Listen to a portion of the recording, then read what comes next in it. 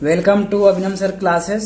Hello students, आज हम discuss करेंगे प्रश्नावली 7.2 का क्वेश्चन नंबर 7। ये बोला कि बिंदु ए के निर्देशांक ज्ञात करना आपको, जहां ए बी एक वृत्त का व्यास है जिसका केंद्र 2, -3 दिया है और बी का निर्देशांक 1, 4 है। यहाँ लिखेंगे सॉल्यूशन और सबसे पहले क्वेश्चन को समझते हैं। ये आपका वृत्त रहा। जब आपके एग्जाम में इस टाइप का क्वेश्चन आ जाए तो एग्जाम में भी वृत्त बनाना आपके लिए बहुत ही फायदेमंद रहेगा। ये आपका व्यास है, इस व्यास का नाम है ए बी। तो ए बी एक आपका व्यास हो गया, वृत्त का व्यास, और बोल रहा है कि जिसका केंद्र 2, -3 है। तो मान लिया कि जो इसके केंद्र है वो है और इसका निर्देशांक 2, -3 है और बी का निर्देशांक 1, कितना दिया है, 4 दिया है बी का निर्देशांक। तो हमें ए के निर्देशांक पता करना है। तो हम मान लें कि ए का निर्देशांक x, y है।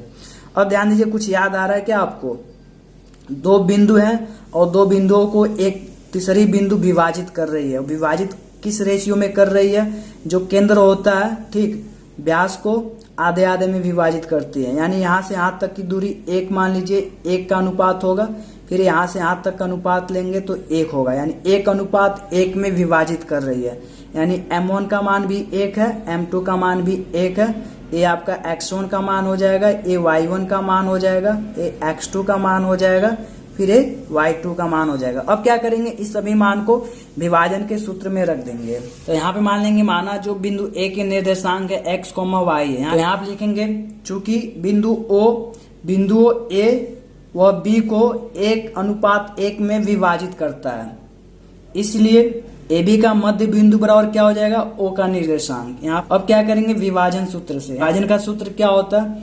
ये होता है आपका m1 x2 plus m2 x1 अपान m1 plus m2 m1 y2 plus m2 y1 अपान m1 प्लस m2।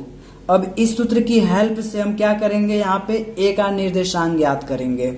अब ए का निर्देशांक ज्ञात करने के लिए सबसे पहले m1 और m2 का मान लिख लीजिए। m1 का मान देखिए यहाँ से कितना है, 1 और 1 का अनुपात में विभाजित करता है तो 1 हो जाएगा, और m2 का मान 1 है तो यहाँ भी 1 हो जाएगा। x1 का मान देखिए, x1 और x2 का मान लिख लीजिए और यहाँ पे y1 और y2 का मान लिख लीजिए।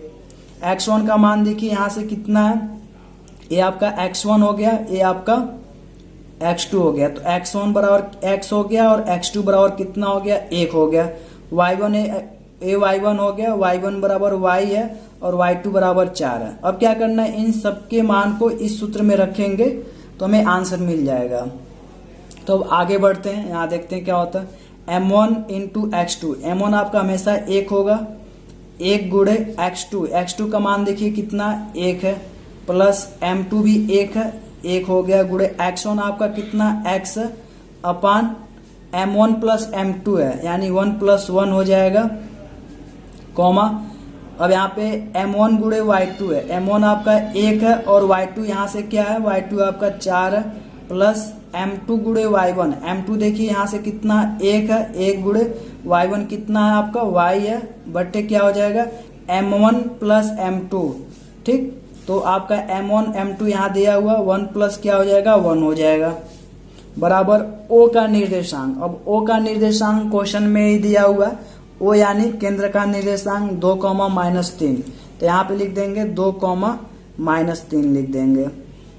अब इसको यहाँ पे सॉल्व करेंगे और फिर जाकर तुलना करेंगे तो x और y का मान निकल आएगा। 1 का गुणा 1 के साथ करेंगे 1 हो जाएगा, प्लस x का गुणा x के साथ करेंगे x हो जाएगा, 1 और 1 कितना हो जाएगा, 2 हो जाएगा, और फिर यहाँ पे 4 का गुणा 1 के साथ करेंगे तो 4 हो जाएगा, और y गुणा 1 के साथ करेंगे y हो जाएगा, और 1 1 कितना हो जाएगा, 2 हो जाएगा, बराबर 2, -3।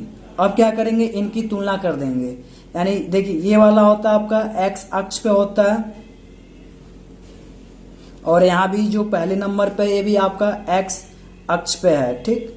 और जो दूसरे नंबर पे होता है आपका y अक्ष पे होता है, और दूसरे नंबर पे जो होता है y अक्ष पे होता है। तो x अक्ष वाले की तुलना x अक्ष से और y अक्ष की तुलना y अक्ष से कर देंगे। तो यहाँ लिखेंगे दोनों पक्षों की तुलना करने पर यहाँ पे दोनों पक्षों की तुलना कर देंगे, तो इसकी तुलना 2 के साथ करेंगे तो यहाँ पे हो जाएगा 1 प्लस एक्स अपान बराबर क्या हो जाएगा 2 हो जाएगा बटे 1 मान सकते हैं। फिर इसकी तुलना इसके साथ कर देंगे तो 4 प्लस वाई बटे 2 बराबर क्या हो जाएगा -3 बटे 1 मान सकते हैं। अब क्या करेंगे 1 प्लस एक्स का गुणा 1 के साथ करेंगे तो आपका x प्लस 1 हो जाएगा। जब 1 का गुणा 4 प्लस वाई के साथ करेंगे तो 4 प्लस वाई हो जाएगा।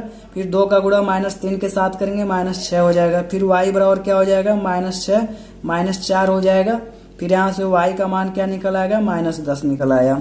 फिर जब 2 का गुणा 2 के साथ करेंगे 4 हो जाएगा, तो यहाँ भी 4 हो जाएगा। जब 1 इधर आएगा तो माइनस हो जाएगा, तो x का मान 3 आ जाएगा। तो यहाँ पे लिखेंगे अतः बिंदु A का निर्देशांक 3, -10 है। ये हो गया आंसर।